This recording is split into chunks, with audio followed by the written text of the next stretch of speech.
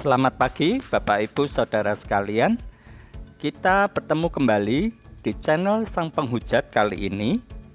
Di episode kali ini kita masih melanjutkan membahas Alkitab kita, khususnya di Kejadian 34.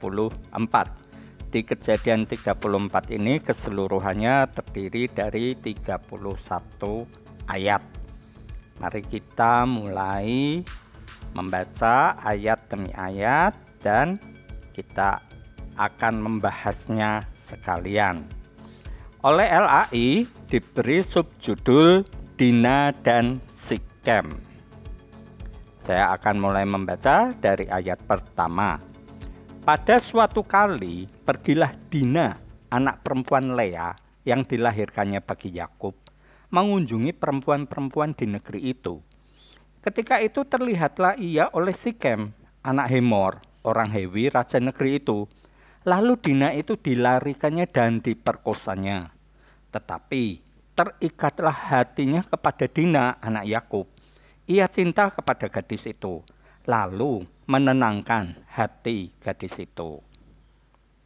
Ya, ini suatu peristiwa yang terjadi pada keluarga Yakub.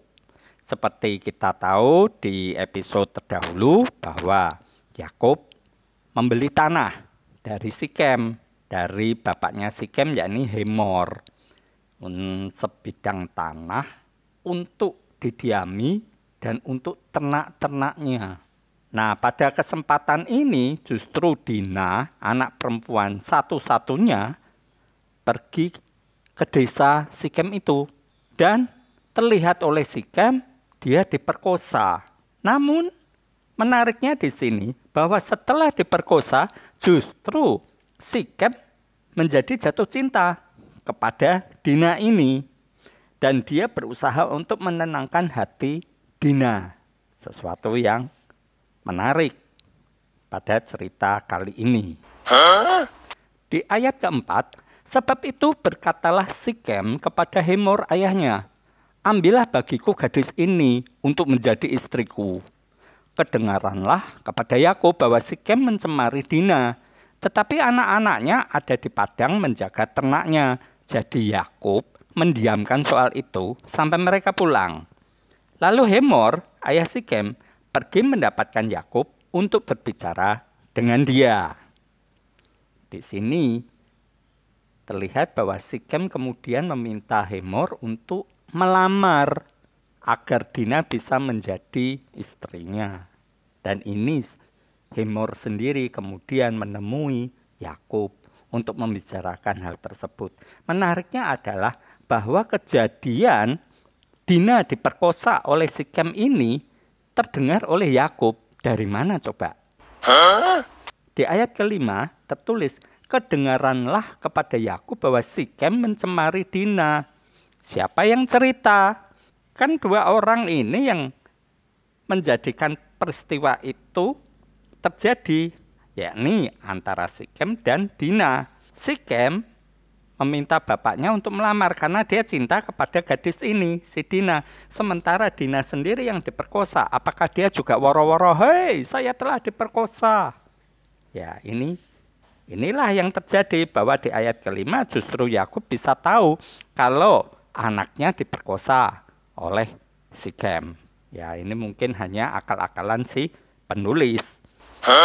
Nggak tahu kalau Anda sendiri seorang emak-emak, Anda seorang wanita, begitu diperkosa, Anda teriak-teriak di jalan bahwa Anda telah diperkosa. Atau justru Anda yang laki-laki, Anda telah memperkosa seorang gadis, kemudian Anda woro-woro teriak-teriak ke sana kemari, hei saya telah memperkosa si A, si B ini.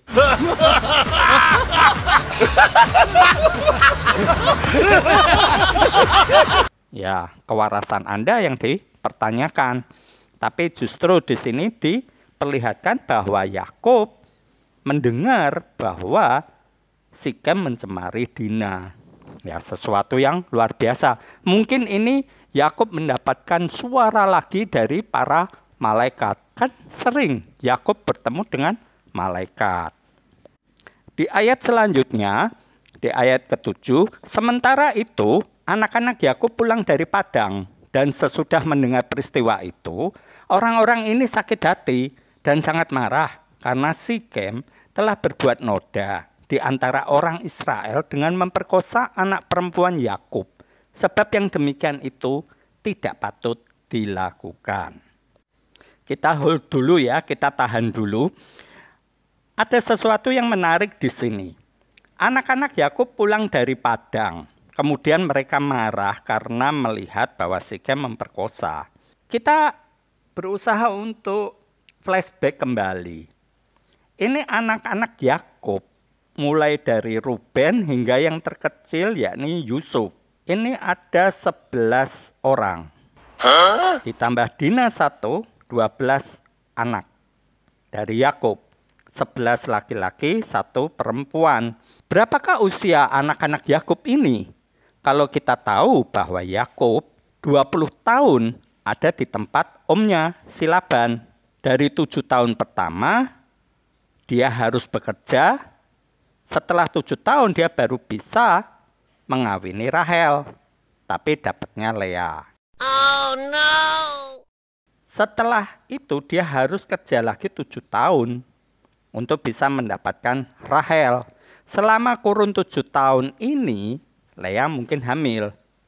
Setelah itu masih ditambah 6 tahun lagi untuk mendapatkan ternak dari Laban. Berarti 20 tahun.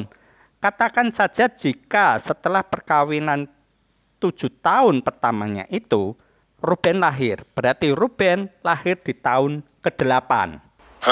Sementara apabila kita runut peristiwa ini, kira-kira usia Ruben berapa tahun?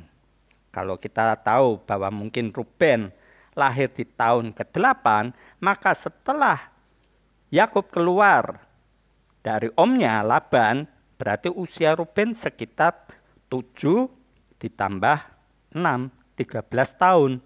Ini Ruben yang tertua. Sementara kejadian Dina diperkosa ini, berapakah usia mereka? Apakah memang Yakub ini telah tinggal di tempat yang baru ini, di tanah Sikem ini, hingga sudah bertahun-tahun? Kita tidak mendapatkan informasi tentang itu. Tetapi jika anak-anak Yakub pulang dari padang, berarti mereka sudah dewasa. Berarti Yakub tinggal di tempat Sikem, di tanah yang dibeli oleh Yakub dari Hemor, bapaknya Sikem ini, dan mendiaminya sudah lama. Sehingga Dina akhirnya bisa berani untuk keluar sebagai seorang gadis remaja mungkin. Berarti setidaknya Yakub di sini sudah bertahun-tahun. Inilah yang menyebabkan sering kita melakukan asumsi-asumsi sendiri. Dan tidak jarang asumsi kita pun keliru. Karena memang di sini tidak ada penanggalan yang tepat. Hanya dijabarkan cerita-cerita dan tidak mendetail. Kalau saya ibaratkan di zaman sekarang ini hanya berupa sinopsis. Kalau kita melihat film, kita diberi sinopsis. Hanya penceritaan garis besarnya saja, detailnya kita tidak tahu sama sekali. Nah, begitu juga dengan cerita-cerita di Alkitab kita ini, khususnya di kitab Kejadian. Kita hanya diberi sinopsis beberapa kalimat untuk menggambarkan kejadian besarnya saja. Detailnya kita tidak tahu sama sekali. Untuk itulah kadangkala antara satu pendeta dengan yang lain saling gontok-gontokan. Karena apa? Ya ceritanya memang nggak jelas. Jadi ya suka-suka kita memberikan komentar berdasarkan asumsi kita masing-masing. Oh no! Di ayat selanjutnya, di ayat ke-8, berbicaralah Hemor kepada mereka itu, hati Sikem anakku mengingini anakmu, kiranya kamu memberikan dia kepadanya menjadi istrinya, dan biarlah kita ambil-mengambil. Berikanlah gadis-gadis kamu kepada kami, dan ambillah gadis-gadis kami. Tinggallah pada kami, negeri ini terbuka untuk kamu, tinggallah di sini. Jalanilah negeri ini dengan bebas dan menetaplah di sini. Nah, ini satu penawaran dari Hemor, bapaknya Sikem kepada keluarga Yakub untuk saling istilahnya mungkin kalau sekarang ini besanan. Ya, saling ambil mengambil. Yang di tempat Hemor akan mengambil gadis-gadis yang di tempat Yakub. Begitu juga sebaliknya, anak-anak Yakub boleh mengawini dari anak-anak Hemor. Ketahuan nggak berapa jumlah cewek yang ada di tempat Yakub? Setahu saya sih cuman Dina ini sebagai anak perempuan. Sementara yang 4 adalah istri dari Yakub. Tidak jelas lagi itu jumlah budak-budak Yakub yang cewek ada berapa. Nah, ini ambil mengambil. Sesuatu yang luar biasa di sini. Kita disuguhi sesuatu fragmen tetapi kita nggak ngerti apa-apa. Di sini Hemor juga menawarkan agar Yakub mau tinggal di negeri itu dengan bebas dan menetap di negeri milik Hemor. Di ayat ke-11, lalu Sikem berkata kepada ayah anak itu dan kepada kakak-kakaknya, biarlah kiranya aku mendapat kasihmu, aku akan memberikan kepadamu apa yang kamu minta. Walaupun kamu bebankan kepadaku uang jujuran dan uang mahar, seberapa banyak pun aku akan memberikan apa yang kamu minta. Tetapi berilah gadis itu kepadaku menjadi istriku. Ini adalah permohonan Sikem. Sesuatu yang luar biasa. Karena setelah memperkosa, biasanya seorang pemuda memperkosa cewek pasti ya cuman ditinggal. Bahkan sampai bunting sekalipun si cowok ini tidak pernah nongol lagi.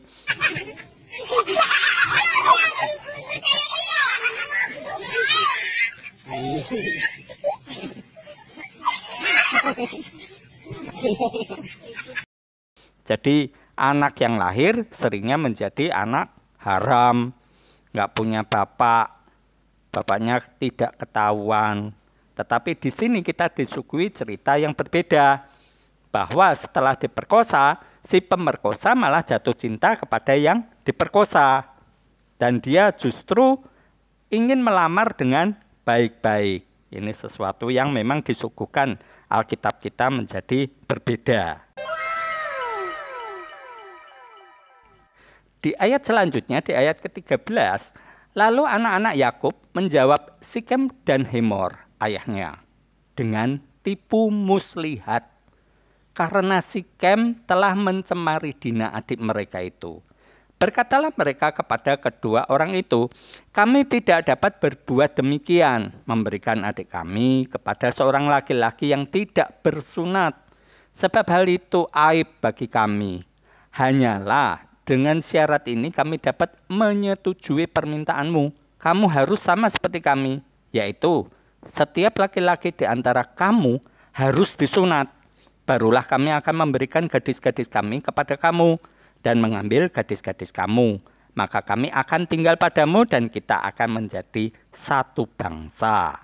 Tetapi jika kamu tidak mendengarkan perkataan kami dan kamu tidak disunat, maka kami akan mengambil kembali anak itu lalu pergi. Oh, ini siapa yang menjawab coba? Ini lalu anak-anak Yakub menjawab. Anak yang mana? Ini menjawab Sikem dan Hemor dengan tipu muslihat. Nah, Anda baca sendiri. Ini tertulis di Alkitab saya, dijawab dengan tipu muslihat. Jelas-jelas mereka mencontoh apa yang dilakukan bapaknya. Yakub jelas-jelas menipu Esau. Bahkan terakhir kali ketika bertemu dengan Esau, ketika diajak jalan bersama, jawaban Yakub hanyalah tipu muslihat dan ini dilihat oleh anak-anaknya. Sekarang kejadian ini dicontoh oleh mereka. Sesuatu yang sangat jahat. Oh no. Dan kita lihat di sini bahwa anak-anak Yakub ini memberikan syarat agar setiap laki-laki yang ada di tempat Sikem ini harus disunat. Karena memang dari kelompok Sikem, suku yang ada di Sikem ini mereka tidak bersunat. Kita tahu bahwa tradisi sunat ini diberikan Tuhan kepada Abraham. Selebihnya tidak ada. Dari Abraham hingga keturunannya yang paling akhir, ini semuanya disunat. Ini sebagai tanda perjanjian Tuhan kepada Abraham dan keturunannya. Sementara di atas Abraham ini tidak mendapatkan satu perintah untuk disunat. Saya pribadi berpendapat bahwa Hemor maupun Sikem ini adalah keturunan dari Nuh. Saya mencoba untuk menelusuri leluhur dari Hemor maupun Sikem ini. Ternyata tidak saya temukan. Jadi saya hanya berasumsi bahwa baik Hemor ataupun Sikem ini adalah keturunan Nuh, entah dari anak yang mana. Jelas bukan kerabat dari Abraham. Di ayat ke-18, lalu Hemor dan Sikem, anak Hemor, menyetujui usul mereka. Dan orang muda itu tidak bertangguh melakukannya. Sebab ia suka kepada anak Yakub.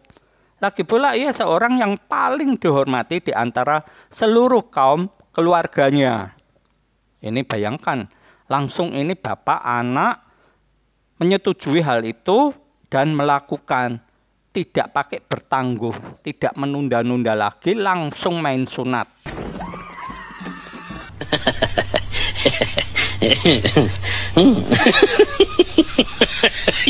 Dan ini dilakukan ke seluruh kaum keluarganya.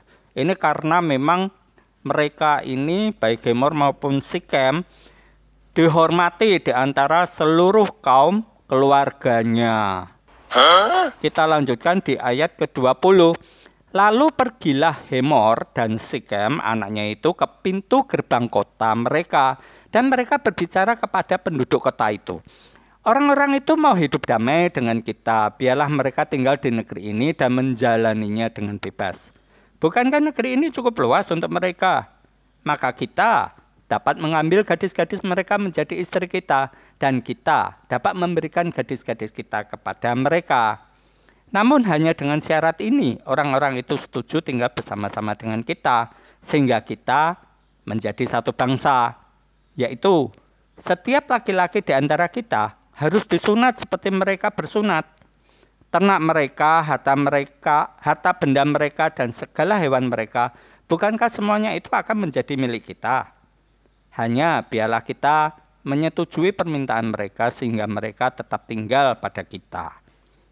Maka usul Hemor dan Sikem anaknya itu didengarkan oleh semua orang yang datang berkumpul di pintu gerbang kota itu. Lalu disunatlah setiap laki-laki, yakni setiap orang dewasa di kota itu. Bayangkan ini, seluruh kota disunat ini yang laki-laki. Gara-gara Sikem pengen kawin dengan Dina. Dan ini syaratnya aneh, harus disunat semua laki-laki di kota itu, di kotanya Sikem ini. Dan anehnya lagi, semua laki-laki di situ juga nurut. Oh no. Ini kalau di zaman itu ada MURI, Museum Rekor Indonesia, pasti sudah dimasukkan.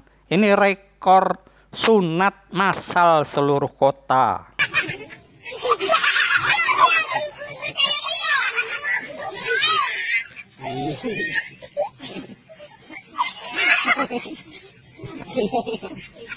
Kita lanjutkan di ayat ke-25. Pada hari ketiga, ketika mereka sedang menderita kesakitan, datanglah dua orang anak Yakub, yaitu Simeon dan Lewi, kakak-kakak Dina. Setelah masing-masing mengambil pedangnya, menyerang kota itu dengan tidak takut-takut, serta membunuh setiap laki-laki, juga Hemor dan Sikem anaknya. Dibunuh mereka dengan mata pedang, dan mereka mengambil Dina dari rumah Sikem lalu pergi. Bayangkan ini, kita disuguhi suatu atraksi yang luar biasa. Tindakan dari Simeon dan Lewi, anak Yakub dari Lea, yang merupakan kakak-kakak Dina. Mereka berdua menyerang kota, membunuh setiap laki-laki di situ yang sedang kesakitan karena sunat. Ya, ini memang mungkin entah bagaimana sunatnya dan dengan cara bagaimana. Ini pada hari ketiga mereka menderita kesakitan, lantas diserbu oleh dua orang ini dan mati dibunuh. Kalau zaman sekarang, laki-laki yang habis sunat sudah bisa lari-lari, tidak menderita kesakitan. Kalau zaman now begini diserbu oleh Simeon dan Lewi, ya yang mati mereka berdua, Simeon dan Lewi ini.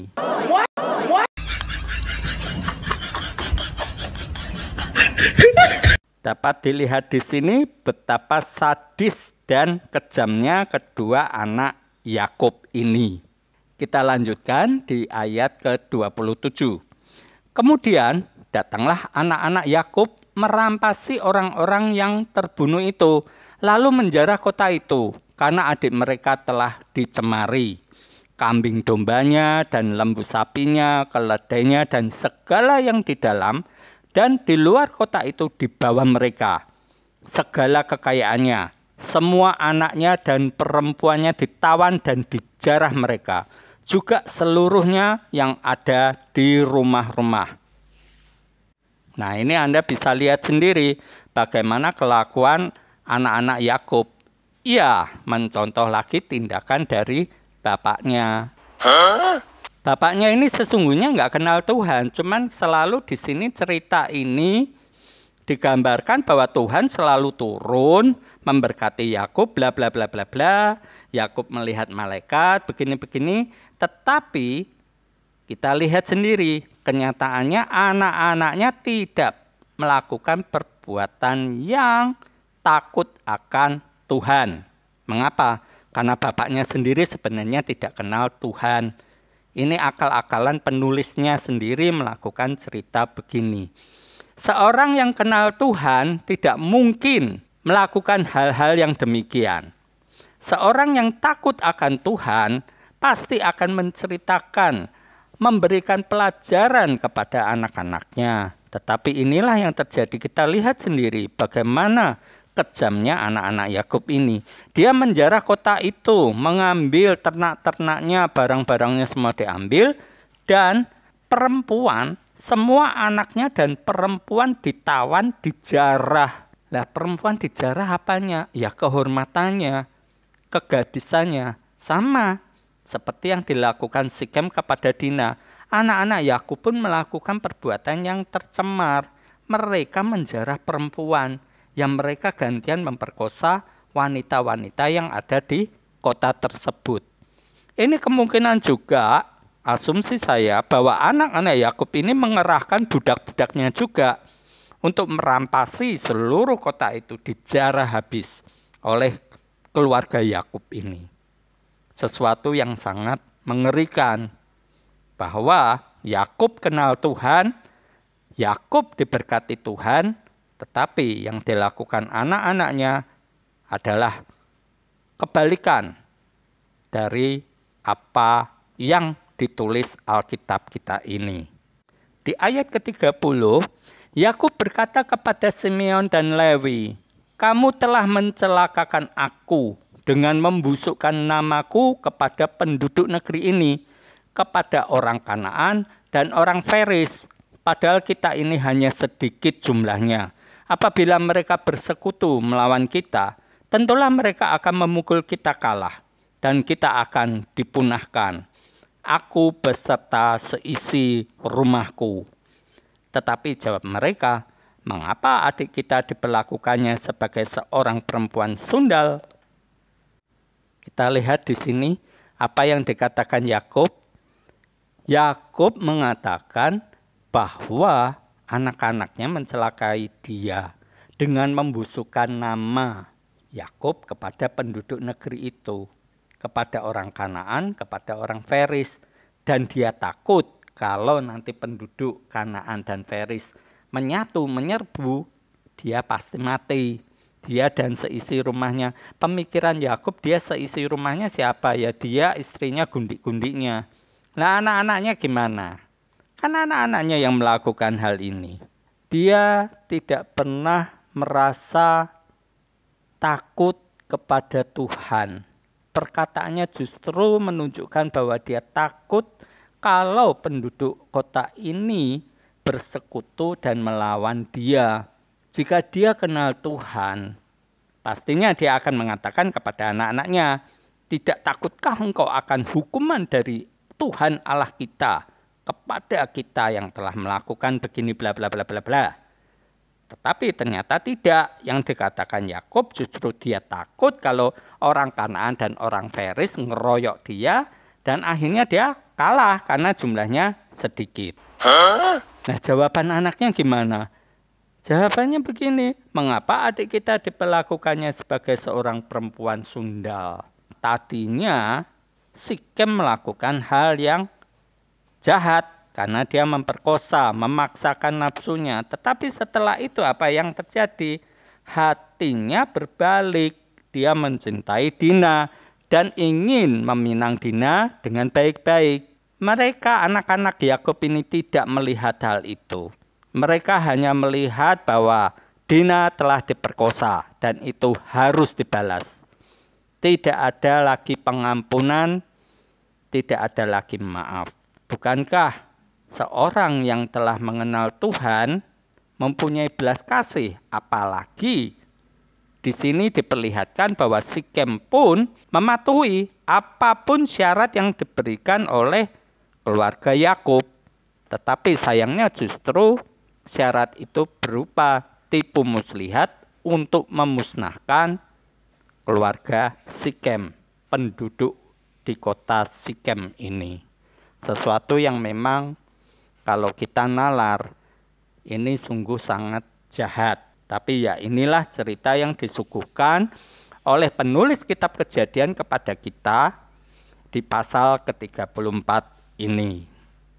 Inilah keseluruhan 31 ayat yang dijabarkan oleh penulis Alkitab kita ini yang dapat kita telaah di episode kali ini. Apa yang dapat kita ambil hikmat dari inti cerita di pasal 34 ini? Kita tahu bahwa segala sesuatu perbuatan yang baik mendatangkan kebaikan, yang jahat mendatangkan kejahatan. Tetapi peran Tuhan di sini tidak muncul. Tuhan sama sekali tidak mengingatkan anak-anak Yakub ataupun memperingatkan Yakub untuk mencegah perbuatan anak-anaknya. Tuhan tutup mulut, tutup mata, seakan-akan Tuhan hanya menjadi tokoh yang blow-on yang tidak tahu apa-apa. Kita lihat di sini sama sekali tidak ada. Saya dari tadi tidak menyebut nama Tuhan.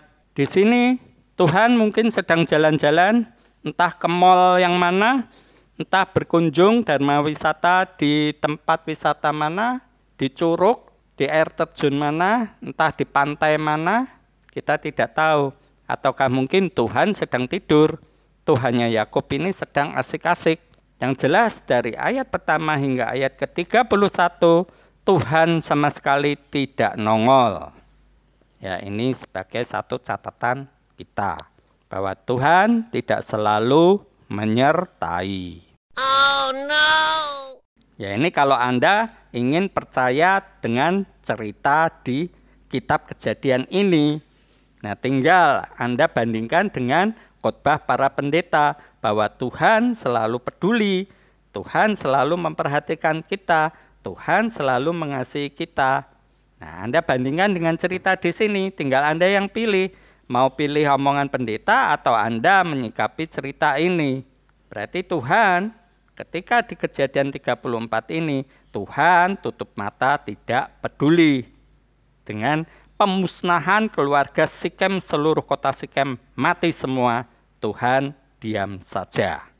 Lantas, jika kita balik dengan pertanyaan lebih lanjut, di manakah kasih Tuhan kepada manusia? Bukankah Sikem, Hemor, dan penduduk kota ini juga manusia ciptaannya? Bahkan penduduk kota Sikem ini tidak tahu apa-apa, tapi mati gara-gara perbuatan Sikem yang dibalas oleh anak-anak Yakub. Keadilannya di mana?